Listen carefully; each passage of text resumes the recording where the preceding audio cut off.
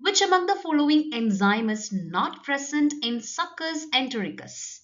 Succus entericus is the alkaline secretion produced by the glands in the walls of duodenum consisting of water, mucoproteins and hydrogen carbonate ions. And it contains various enzymes that aid in digestion, which includes lipase, maltase, as well as nucleases. Lipase break down the fat or the lipids into fatty acids and glycerol. Maltase convert maltose, which is a disaccharide, to glucose molecule.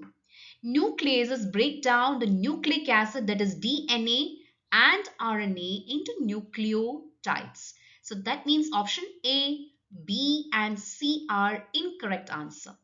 Whereas coming to nucleosidase, it is not typically found in the Succus entericus because nucleosidase are the enzymes that break down the nucleotides into nucleoside, and these are more involved in the processes related to cellular metabolism rather than digestion in the small intestine.